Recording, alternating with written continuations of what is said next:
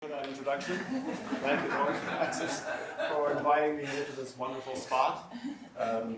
So the theme of this is to give explicit, on the one hand, explicit generators and relations for certain parts of cohomology theories that are defined by some abstract homotopy machinery, and on the other hand, use that description to give additional properties of the explicitly defined cohomology theories, cohomologies.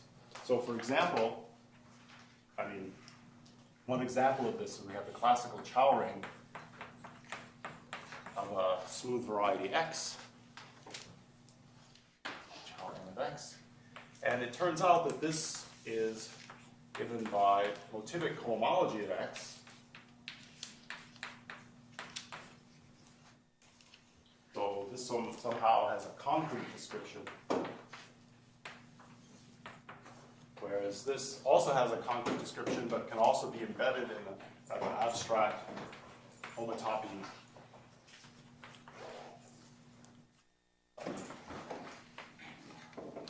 theoretic description.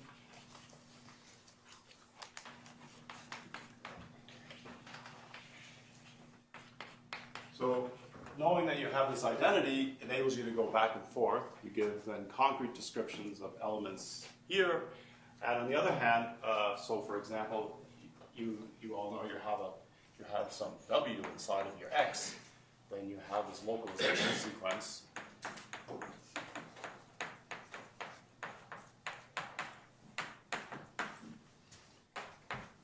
Let's say this is both smooth and this is codimension D.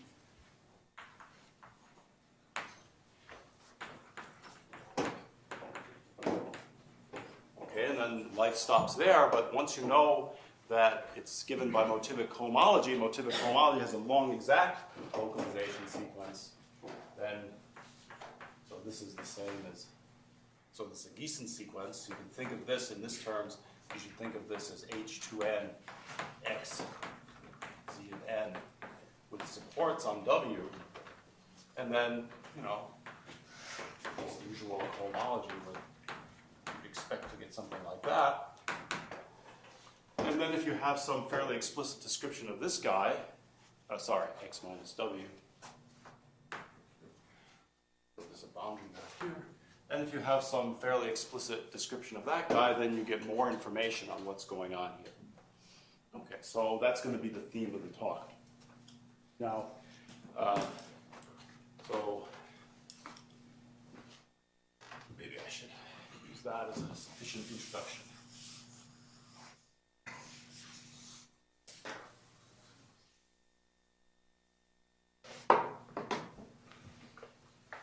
Okay. So the two, I'm not going to just be talking about Chow ring and motivic cohomology. I'm going to be talking about sort of two different worlds of theories. The one world is the one that was discussed yesterday in talk of Changlong and Sasha, of oriented cohomology on smooth varieties. So that was discussed, but for those of you who didn't get all the details the first time through, let me just remind you about oriented cohomology.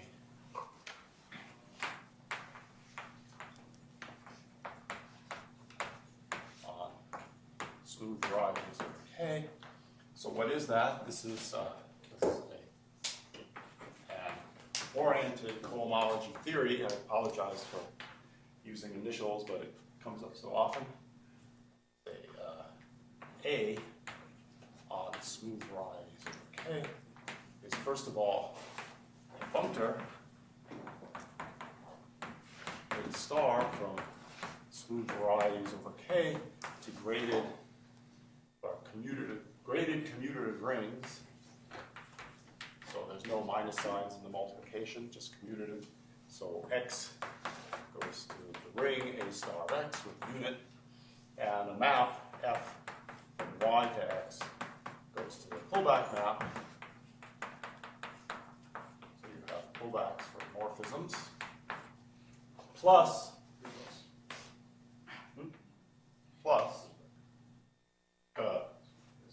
other way around. Thank you. Plus push forward maps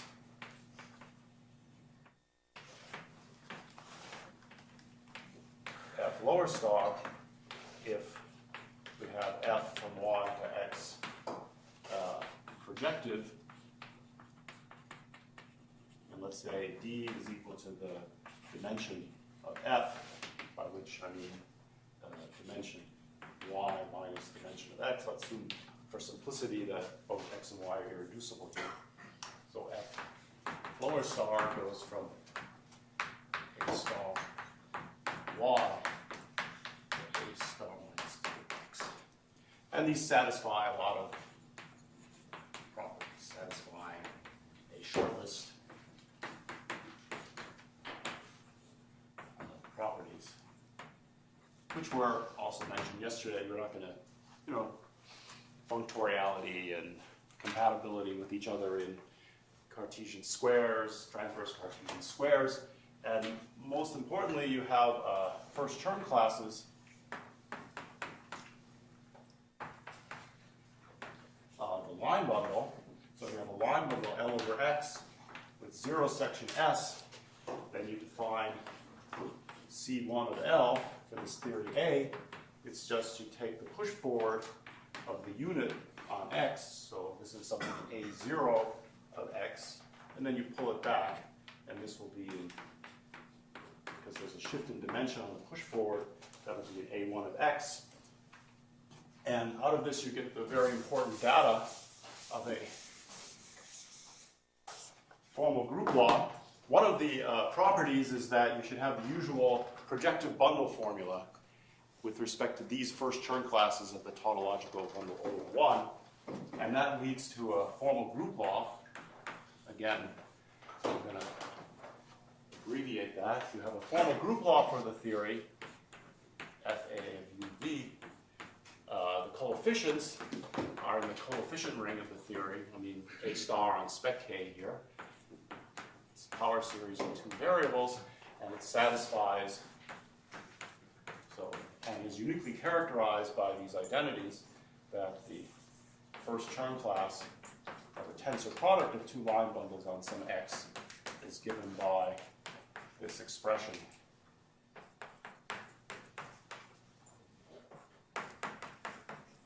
And this always, the properties which Neshatov described will tell you that this starts out as the usual sum, but then there'll be higher order terms involving products and higher products. Okay. So examples of such things, we've seen it also. So the very basic example is the Chow ring, and in this case, as you know, the formal group law is just the additive formal group law. Term class in the Chow ring of a tensor product of line bundles is the sum of the term classes. But you also have K0 of vector bundles, and to make it graded, you add a variable beta. You usually take the degree of beta to be -1. And then the formal group law is U plus V minus beta UV.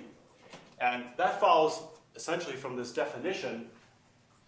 If you have a line bundle, this 1x in K0 is just the structure sheaf. You push forward the structure sheaf, and there's a canonical resolution by the structure sheaf of the line bundle, where the kernel is the pullback of the inverse of the line bundle. And what that tells you is that in this theory, I'll just write it as K0 of the line bundle, it's equal to beta inverse, because you want to put in degree 1, of 1 minus L dual. And this, once you have this formula, this becomes triviality. This is obvious. Okay, and then we have the universal theory. So this was constructed by Self and Morel a while ago. And this is algebraic cobordism. And what's nice about this has explicit, just as these two theories here, they have explicit generators and relations. Here's algebraic cycles mod rational equivalence. Here is vector bundles mod short exact sequences. And here we also have explicit generators and relations. The original treatment, the relations were rather complicated, but there's very simple list given by myself and Pandarapande, which make it look very much like classical cobordism of just proper maps of a smooth variety to your variety. And then the relation is given by a cobordism relation, except you need to allow very mild singularities, just where sort of the degenerate fibers have two components, smooth components leading transversely, and that gives you a certain kind of relation that you write down, so-called double point cobordism. Okay, so it's explicit, and that's what's on the concrete and geometric side. And one theorem that Fabienne and I proved about this was, so this is of course, I should have said, this is for the characteristic in the field being 0, and for the purpose of this talk, let's just stick in characteristic 0 from now on. And one nice theorem is that the formal group law for omega and the coefficient ring here is equal to the universal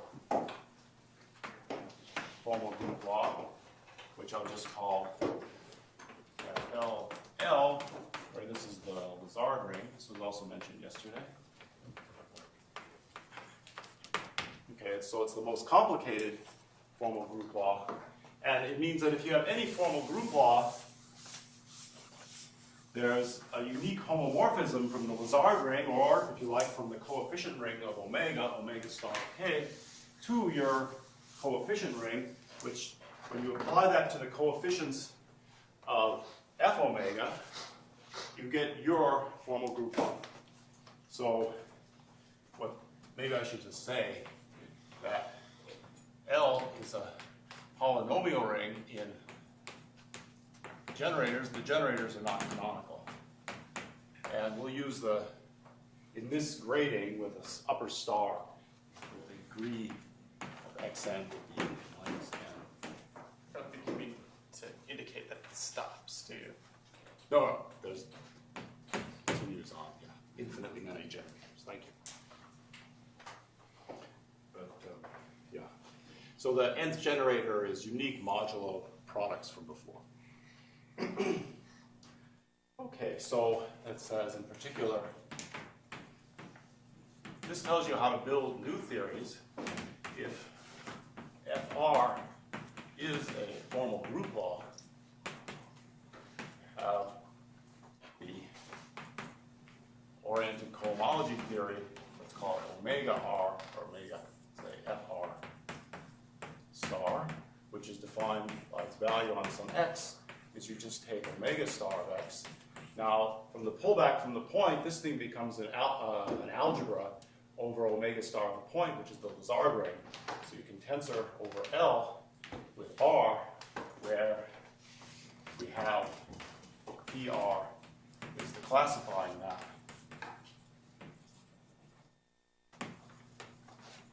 for our theory at R. So that makes R into an L algebra. Okay, and so this is this thing here is then the universal oriented cohomology theory with formal group law FR. And examples of this, so this is Fabienne and I proved these two nice facts, that the Chow ring is the universal theory, the additive formal group law, and this K naught, beta inverse, is the universal theory with the multiplicative group law. I'll just put a little times here, and coefficient ring Z beta inverse. But you could consider something which sort of intermediates between two. We also have so-called connective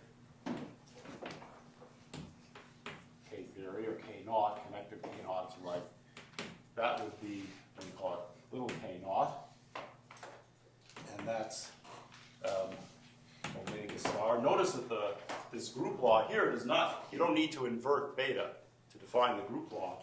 So this actually is defined over Z beta. And this is a nice, useful theory because it specializes the Chow-ring here, but it also localizes to K naught, so it gives you something that interpolates between the two. And this thing also has, this was discussed by Tsai, this has the following description. So this is graded. And so for K theory, this grading was just thrown in. It doesn't change anything. But this one, the grading actually does something. This K naught n of x is the following thing. You take the image of K naught of coherent sheaves on x supported in codimension n in K naught on coherent sheaves on x supported in codimension n minus 1. So it's an interesting theory. It's not even really obvious from this description that you have pullback maps in this theory, so that it has nice properties. Now, Who's the person? what's his first name? Tsai, right? What's his first name, though? Okay. Anyways, yeah.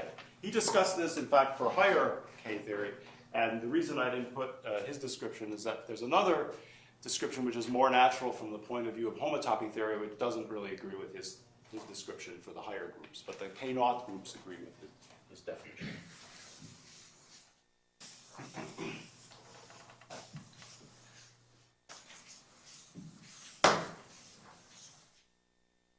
This is the S side.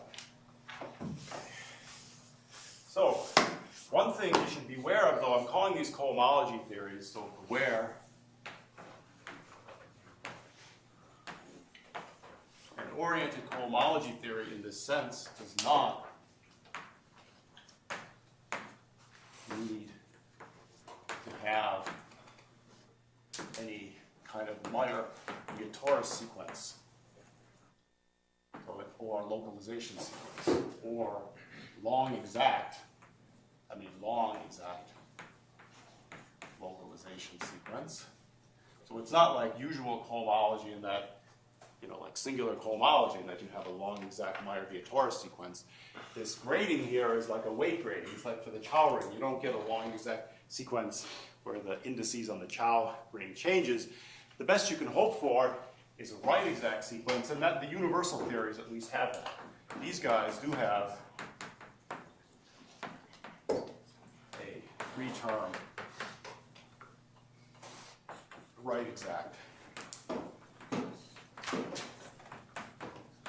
localization sequence,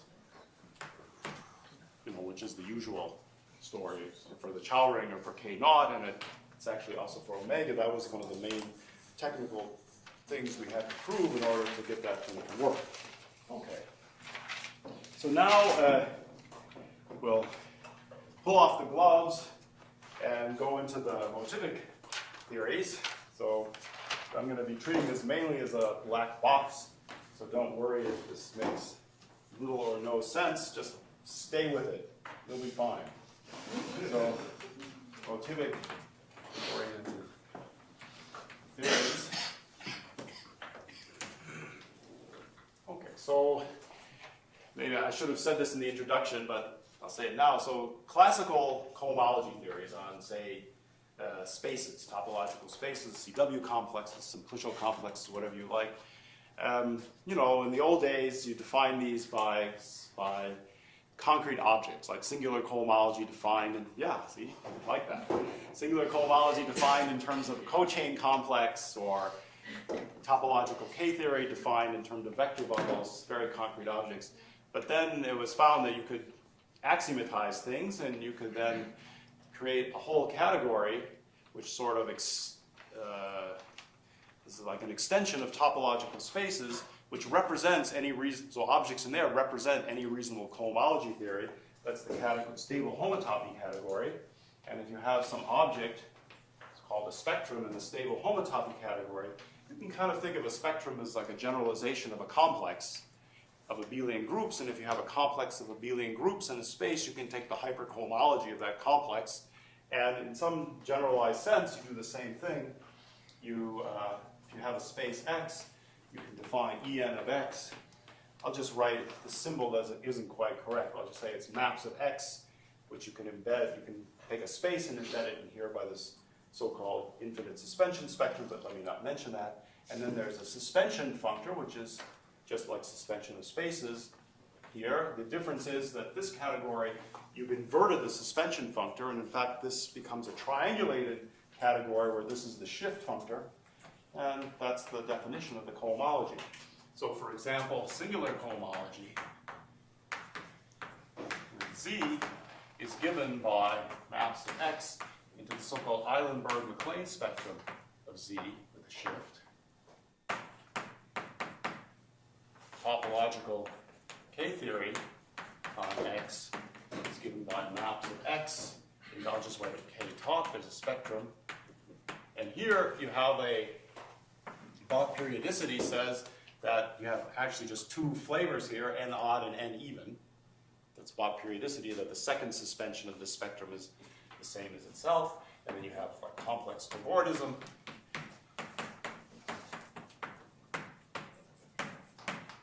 Okay, so these are all, but all these have geometric descriptions. This has description as chain complexes, this is vector bundles, and this has cobordism classes of maps, so-called proper C-oriented maps of some manifold X, if X happens to be a manifold. Okay, so we do the same thing in the motivic setting.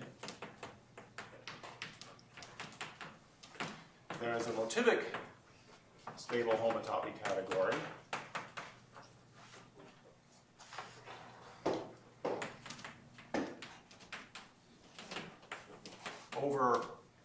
Over your field K, SH of K,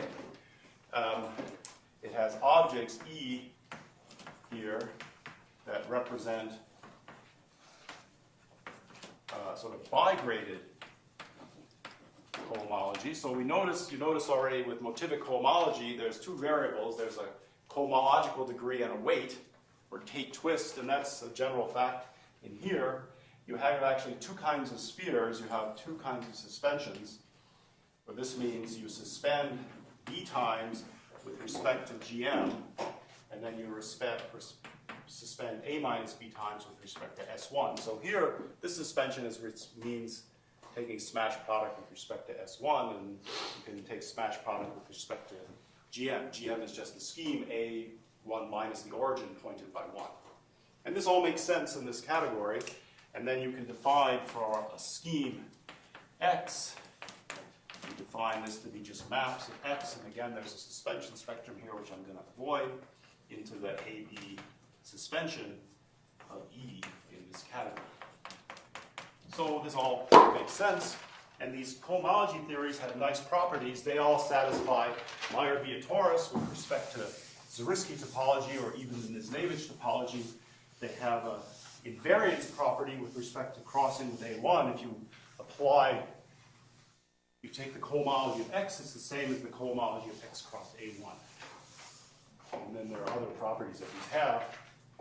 It's not quite clear what's different in this situation. I don't really know. I think it's an open question if there's a real characterization of what generalized motivic, bigraded motivic cohomology is. I don't think there's a real characterization the way there is in topology. You can characterize topology, there's the axioms for cohomology theory, but here it doesn't really exist, but okay, we'll not be too worried about that. Okay, so examples of these things. So there's a spectrum, so motivic cohomology.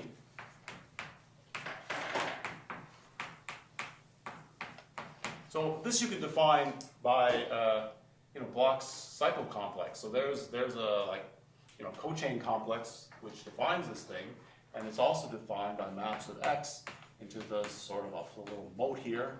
Say it's motivic Eilenberg-MacLane spectrum applied to the Tate object Z of 0 in the category of motives. So there's an Eilenberg-MacLane functor from Voevodsky's category of motives to this stable homotopy category. And when you apply that, so let's just call this thing HZ mode. That's the, and then you have, of course, this suspension, which I forgot. Okay? And then you have K-theory. So K-theory, algebraic K-theory, yeah, right, just Quillen K-theory, and it turns out due to Bach periodicity, which also exists here, this will be in degree 2b minus a of x. This again given by maps of x into this AB suspension of a certain object called, let's call it KGL. It's built out of BGL or Grassmannians the same way that you can build topological K-theory out of Grassmannians because they represent vector bundles. And then you also have Vojevodsky's algebraic cobordism spectrum, which, if you know the construction of MU as a sequence of Thom spaces of the universal bundles over BU, this is the same thing. It's a sequence of Thom spaces of universal bundles over BGL. So I won't say any more about that. And so there's no second description here. Up to now, it's kind of an open problem. It's an open problem to give a concrete description, but work of Panin and Garkusha in freeing cobordism indicates there might be a nice way to do that, but it's still kind of okay. So those are some examples of theories. And so you notice that higher K theory is kind of mysterious, and motivic homology is kind of mysterious. This thing is kind of mysterious. And you see the part, it's some kind of funny indexing accident. The part that becomes non-mysterious is when A is equal to 2B. So we just define that for some E. We define the geometric part, E n of x, we'll define to be E 2nn of x. It's the geometric part of the theory. So for example, KGL n geometric on x is just k naught of x. And HZ geometric n of x is chow n of x. Okay, so you might ask, what about this one? And that's one of our main theorems, but we'll get to that in a minute. So there are special kinds, just as in topology, there are special kinds of theories that have nice properties. So the way that this thing was defined is maps. Here, it's clear that you have pullback maps, right? This will be contravariantly functorial in X. And if E is a ring object in this category, so I should say that just as in the classical case, X to H of K is a tensor triangulated category, where the tensor is usually written smash product, but it doesn't matter. So for E in SH of K, we can ask it to be a commutative ring.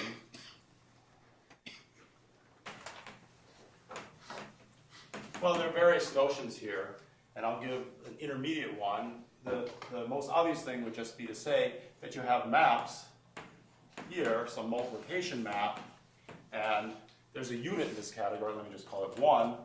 So a map, a unit map into E that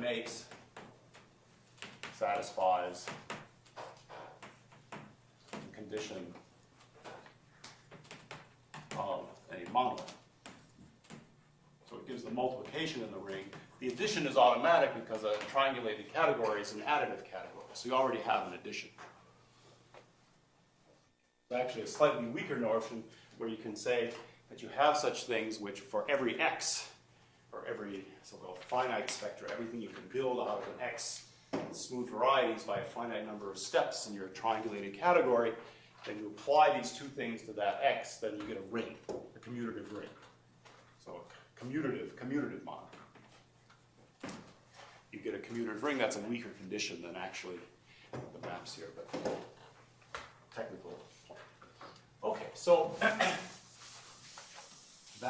so if you have such a ring object, a commutative ring object, then the E cohomology becomes a bigraded commutative ring, which is graded commutative in the first variable and commutative in the second variable.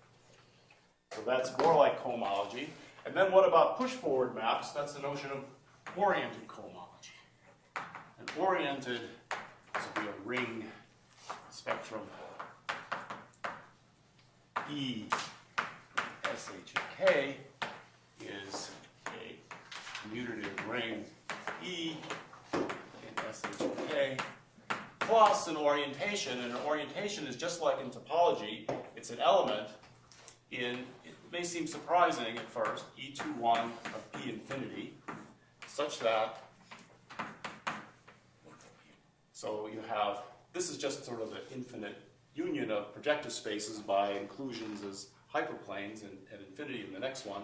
And so you have an inclusion of P1 into here, and you can then pull back, you can restrict this thing to P1,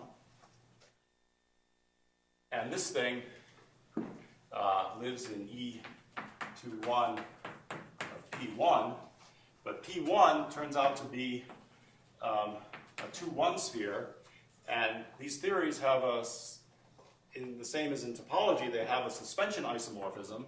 So when you take E21 of S21, it's the same as E00 of spec K, and here you have the unit, because it's a ring thing, and so this, under this isomorphism, should map to the unit. That's the condition. This is suspension isomorphism. I should have mentioned that before, but sorry. Okay, good. So that's an orientation. And the same arguments as in classical topology, it seems kind of surprising, but it's not so surprising. Maybe you think, what do you get out of such a thing? You automatically get first Chern classes of line bundles, because a line bundle is classified by a map from X into P infinity. This is going to be, let's say if the line bundle was ample, you get a map, you take global sections, and it's the pullback of O1 from Pn for some n. And it turns out that you don't care if it's ample or not, because this is topology. And, right, so you just pull back this theta, and it gives you a first Chern class of a line bundle.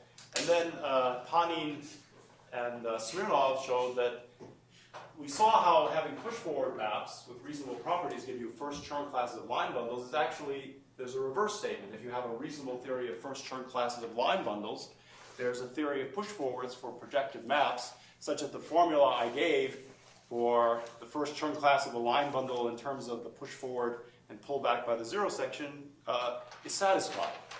So that says we have push-forward maps, F lower star, from EAB of Y to EA minus, and there's a shift in the indices, as there always is in a Gießen map, of X for F from Y to X projective, and D is the dimension of F. So the difference, dimension of Y minus dimension of X. So that's a so-called oriented theory. And then that starts to look like the oriented cohomology theories I wrote down. And in fact, when you take the geometric part of an oriented motivic theory, you get an oriented cohomology theory. So then, if E is an oriented ring spectrum, okay, then sending X to E star geometric of X is an oriented cohomology theory on a smooth varieties over K. Okay, so now that says by the universality, then there exists a classifying map. So we're getting close to the main point here. Let's call it nu, and I'll put a little tilde here, from omega star to E star geometric.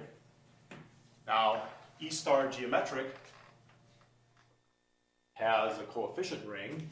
Let's let that coefficient ring, let's just call it RE. It's the coefficient ring E star geometric of K. And it's pretty clear that this thing will actually factor through. If you tensor omega star over L with this ring, the product maps in E, say it factors through the tensor product, and that will, and there's a formal group law, right, because it's an oriented cohomology theory. FE equals the formal group law for E star geometric. That's the coefficient ring. So this factors through FE RE. Let's call this map, this is the real one we want to look at. Let's call that mu E. Okay, so there we are. And we can ask the question, this thing won't have a chance of being an isomorphism, because if the coefficient ring of omega is not the same as the coefficient ring of E, then no hope. But at least this is an isomorphism by construction on spec K. So you can ask the question, for which E is this nu E an isomorphism of oriented cohomology theories? And if it is, then we have exactly the situation that I talked about at the beginning. We have then a concrete description of the geometric part of my motivic theory, at least on smooth varieties, and then I have a nice extension of the oriented cohomology theory to something which has a long exact localization sequence, and I can use that to say more about my explicitly defined oriented cohomology theory. So that's the question. And so we have an answer. You're not going to like it. Okay, so here's the answer. There's a criterion. It's sufficient. It may probably it's not quite necessary because, well, I don't know if it's necessary, but it's sufficient. So I was going to tell you I skipped a little section here, but that's okay, I'll get back to that. So here's an answer to that question. And you'll see in a little bit where I got the name from, but for now the name won't make too much sense. So we say that E is an oriented theory, is geometrically Landweber exact if for all, say, finitely generated separable field extensions F over K, two things happen. First of all, so we have a pullback map from the geometric part. Let me just write it out because I'm going to the base field pulls back to the same thing on this field. This is an isomorphism. So it's called P star. It's an isomorphism. So on fields, the theory is constant. That's what it means. It doesn't change. So this is satisfied, for example, for motivic cohomology. Because, well, for motivic cohomology, this thing is anyway 0 unless n is 0. And when n is 0, it's just the integers. It's just chow 0 of a field, and this is similarly chow 0 of a field, and that's the integers. And the same thing for k0. When for k0 of a field is z, and k0 of a field is z. So that's an example. And secondly, you need to know what happens for the units. So I should say, again, there's a canonical map of sheaves from GM to the sheaf, you think of it as, sheaf E11. So this is because a map from here is the same as an element alpha in E11 of GM, right? Because E11, a map from here to here is something, a map from E, that's what this is maps from GM to the suspension. Well, let me say the suspension here. Maybe it's a better way to put it. Okay, and what's this? There's a suspension isomorphism. GM is an S11 sphere, so this is again the same thing as EZ or 0K, and this corresponds to the unit. So there's a map of sheaves of sets for a general theory, and for an oriented theory, it's a map of sheaves of groups. Okay, so it means in particular, you look at cup products, F star is GM on F, and then you tensor that with E to N of K. This goes into E11 of F, and this pulls back to E to N of F, and so you can take a cup product, and it lands in E to N plus 1 of F. this should be surjective. Okay, so that's the condition. So, so how are you going to tell if that's satisfied? Well, that's the second part, but let me get to the types of theories which satisfy that in a minute. In any case, the reason for the definition is we have the following first theorem. So let E be a geometrically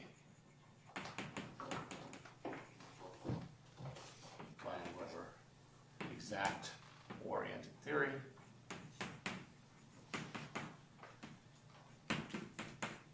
Then this classifying map, nu E, from omega star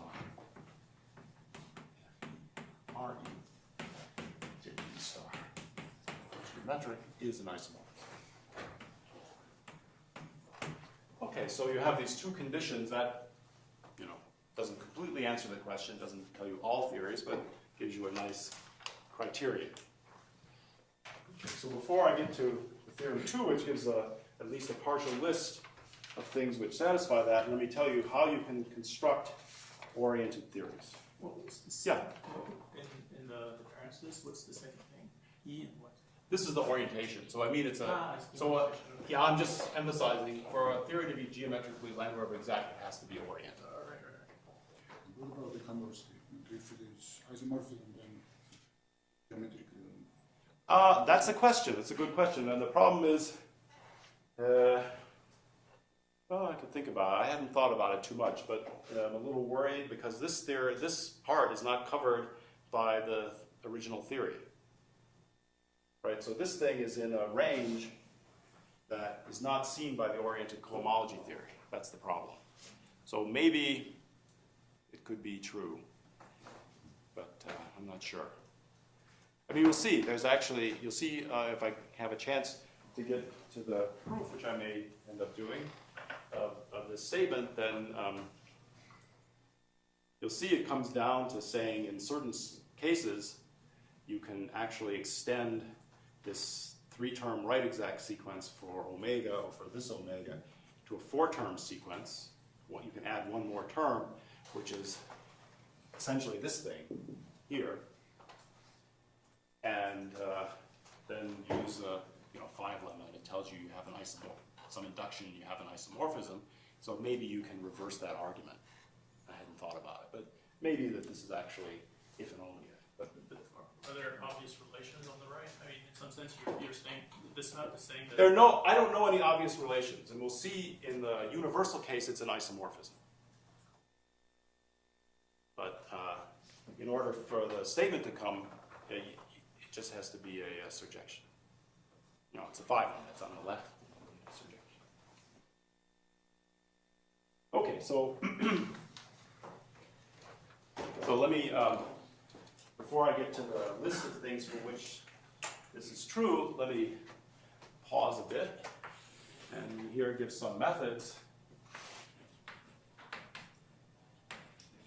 for constructing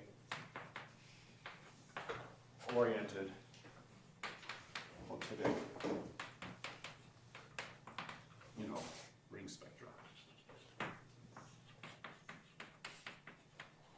Okay, so the first one, you have to start somewhere, so you start with MGL.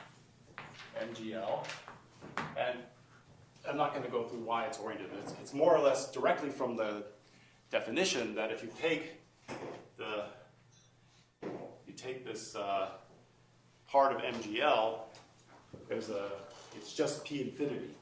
There's part of MGL which is just built out of P infinity, and that gives you a map from P infinity to the suspension of MGL, and gives you a canonical class in MGL 2,1 of P infinity, and that's the orientation. So it is canonically oriented. And not only that, just like in topology, in fact, there's a theorem of Panin in the Lawquist. Let me give its orientation here, canonically Grundig's, that this is, in fact, universal.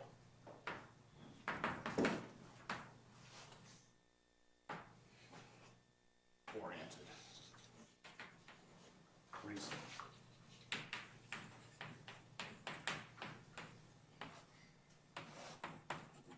And this is a classically known theorem in the topological setting. MU is the universal oriented ring spectrum SH.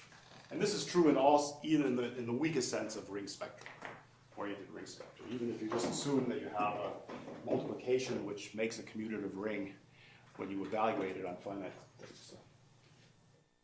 Okay, so that's a starting point. And now, how do you get new theories from old ones? That's where the theory of Landweber exactness comes in. And again, this is a construction. It's sort of one of the foundations of modern homotopy theory. Stable homotopy theory is this construction. So if we take, remember, if with omega here, any group law gives us an oriented cohomology theory by change of ring. And it's not the case here. There's an exactness condition because you want to preserve long exact Meyer-Diaz-Torres sequences. And the condition for that is exactly the following thing. So let FR be a formal group law, and then we have the Lazard ring, the classifying map. Okay, and so we think of it as a map of spectra, right? So in the sense which you're more familiar with, you could have mapped from spec R to spec L. Now, spec L is the scheme which classifies all formal group laws, because L is the ring that classifies all formal group laws. But then there's a notion of isomorphism of formal group laws, which is just change of coordinates.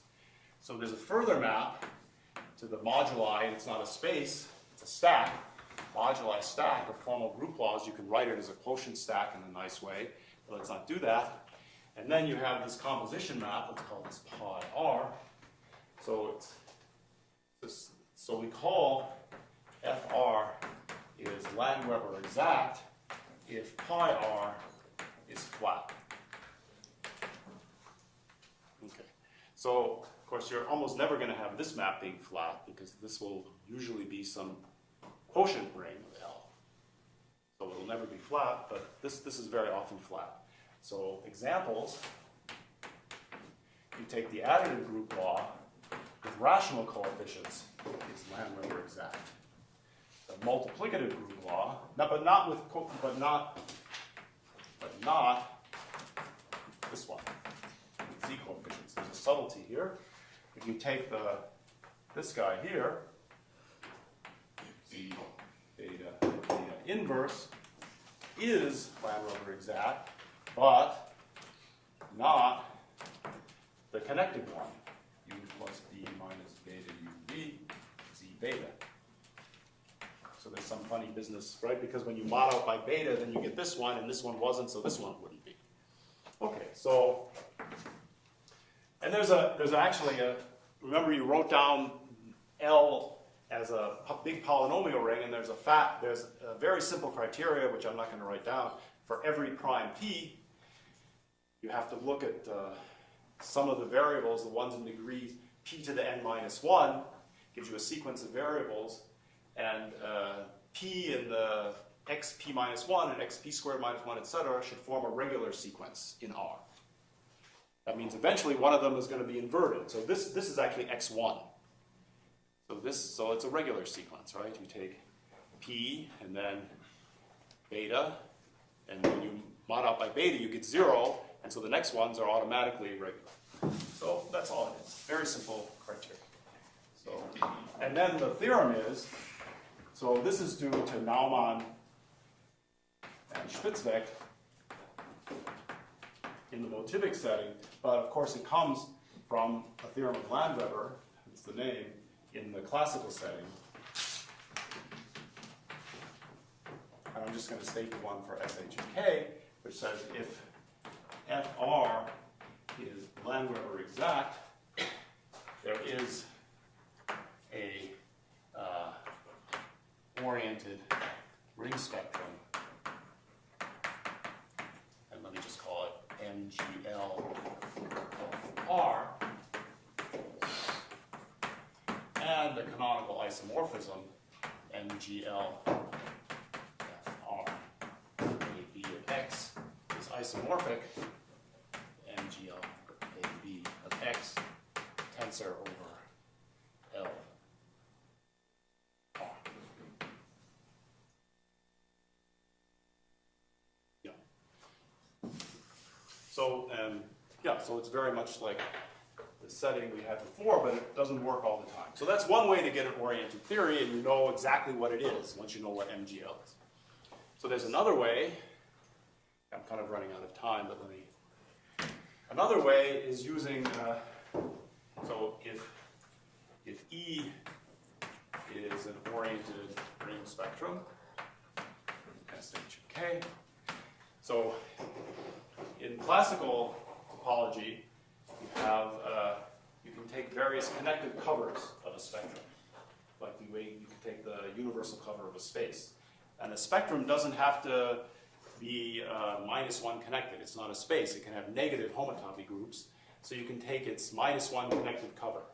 And there's an analogous thing to do in SH of K where you use connectivity not with respect to S1, but with respect to S21, which is P1.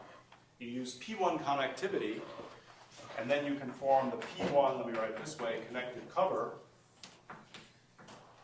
This is Voevodsky slice tower. And this thing is also, in the canonical way, an oriented ring spectrum in SH of K. So the orientation here lifts canonically to an orientation here. Here the example is this, this F0 P1 of K theory. This is this connected K theory, which at least for K0 gives you a size example. And there's a, so this is a definition. It's not the same for the higher K theory, but it's a reasonable theory. Some other examples.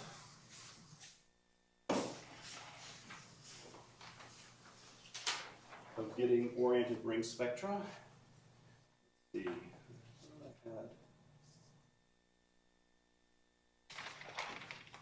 Oh yeah. Oh, yeah. Third type. We can take quotients and localizations of MGL. So in some sense, these guys are already like quotients of MGL. When you pass, for example, here, what have you done? You've killed all the variables in the Lazard ring. A variable in the Lazard ring you can think of as like a homotopy element in MGL, and you kill those in a certain way, and then you invert one of them, and that gives you K theory. So that's an example of taking a quotient and a localization of MGL. It gives you K theory. Okay, and you can do that more generally. So remember we had our Lazard ring, which is a polynomial ring, and many variables. And this is maps to, so if I say in degree minus n, I have my xn here. This maps to MGL minus 2n minus n k. And so you can think of x, what is this? It's a map of spec k to some suspension, but you can also think of it as a map of this, you put the suspension on the other side, and then you use the fact that MGL is a ring spectrum to take a product. You can think of this as a map from the 2nn suspension of MGL to itself. Okay? And when you have a map in a triangulated category, you can complete it to a cofiber, and you can think of this, the cofiber, you think of MGL mod xn. So that's a quotient of MGL. And you can do this for lots of variables. You don't have to do it for just one. So if you have some ideal, a homogeneous ideal, inside the Lazard ring, then you can form MGL modulo I, or if you have some multiplicatively closed subset, you can also invert it. So that's a perfectly good thing to do. So there's a technical problem here in that even though it looks like this should be a quotient ring, there are subtle problems in having a ring structure in homotopy land. So this thing will not really be a ring, or it's not known if it's a ring, or sometimes it's a ring. So it's unclear. But it's certainly an MGL module. And not to overload the discussion, so most of the things I said about properties of oriented ring spectra work if there are modules over MGL. The properties of MGL having orientations and things carry over to modules. So we can just, for the purpose of today, pretend that these are oriented ring spectra. They're just as good. Okay, so it's not quite an oriented ring spectrum, but some of them are. And one thing, here's a beautiful theorem.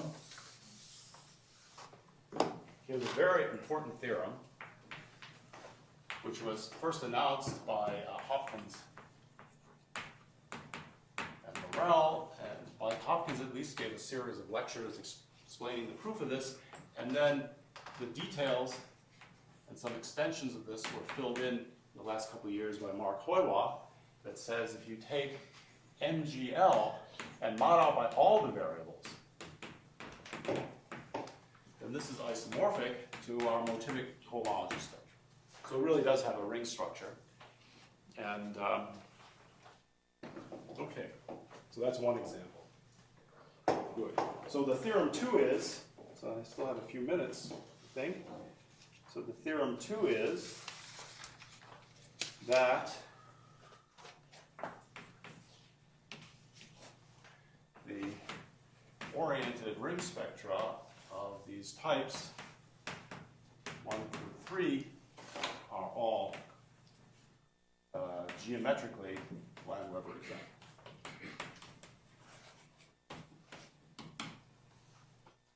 Okay, so MGL is, we have, so the particular corollary, if you take MGL geometric, this is isomorphic, for example. Okay, so,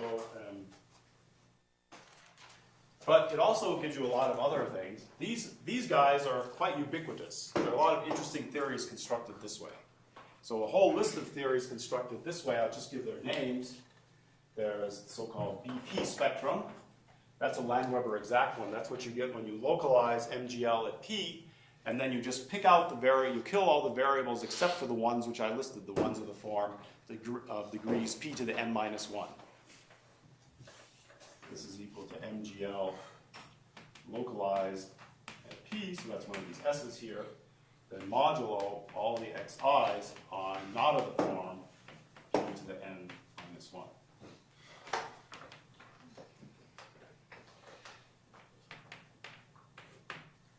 Okay. That actually turns out to be Landweber exact. And then you have another one. You can take so-called, what's this called, truncated EP. This is the one which corresponds to killing everything. I'll just write down the ring that you get after you mod out by anything. So P minus 1, P to the n minus 1, and then P to the n minus 1 inverse. P corresponds to this ring, this quotient ring of L. And then you have, that's also a Landweber exact one because we did the same business inverting this. Then we can also mod out by P. You get so-called connective Morava-K theory.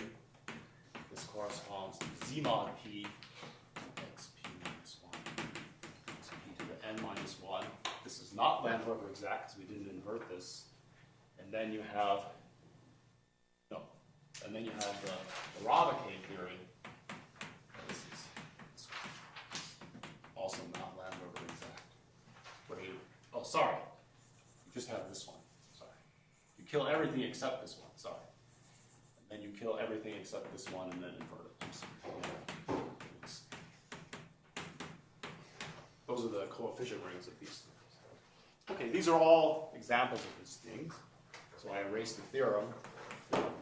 2, all types 1 through 3 are geometrically Landweber exact. maybe, yeah, I'm out of time. So, yeah, unfortunately, I'm out of time. So I could just say that, yeah, so the proof of theorem 1, I can say in 1 minute, just give me 1 minute. The proof of theorem 1 is you have this. So what you do is you take the localization sequence, and then you could think of this thing as things supported in codimension 1 on X. You mod out by everything supported in codimension 1 on X, almost done. And then you map to MGL. Same thing here. So this is the proof for MGL. It's the same thing for the other one. Then you have this, again, take sort of MGL with supports in codimension 1. And then you have the next term here.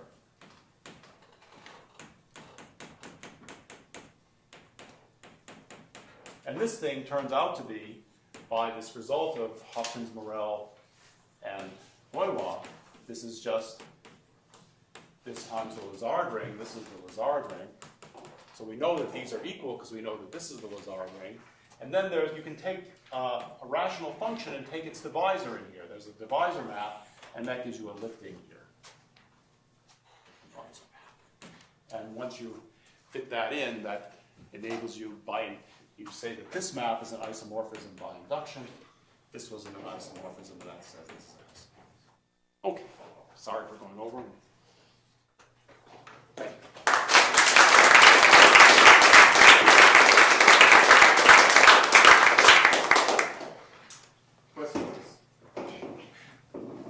Yes.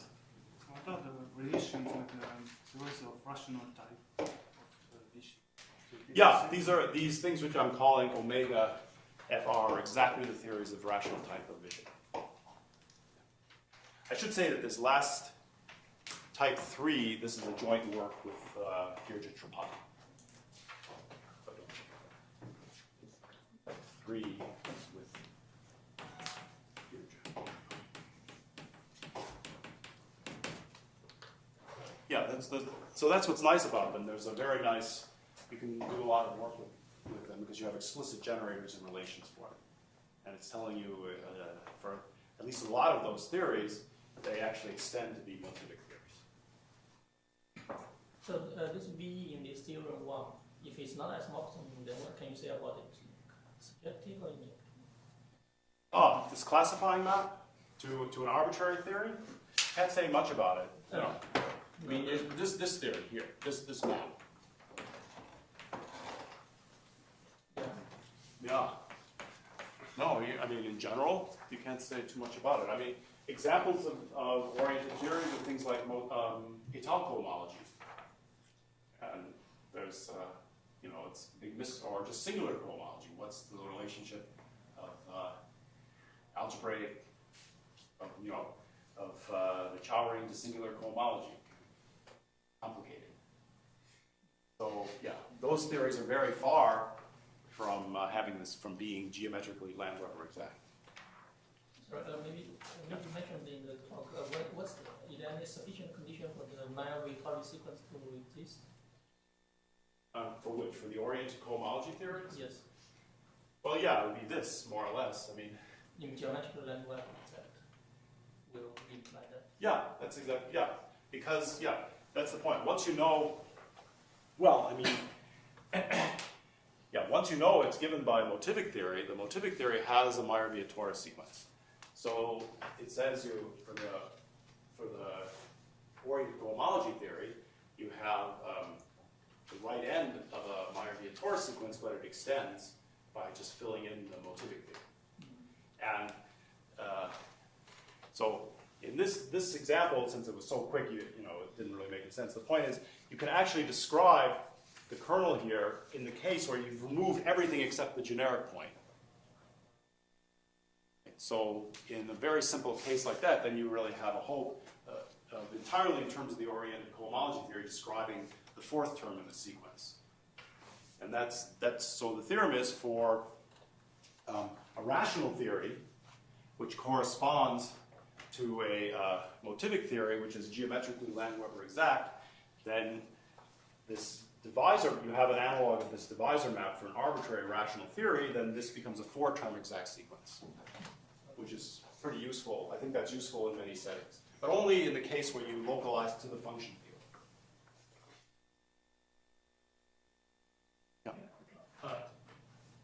There are interesting cohomology theories that are not oriented or not GA-oriented, Right. maybe S-oriented, and typically they don't satisfy your first condition in Landweber exactness. Right. That the coefficient ring doesn't change when you change the base field. Yeah. Right.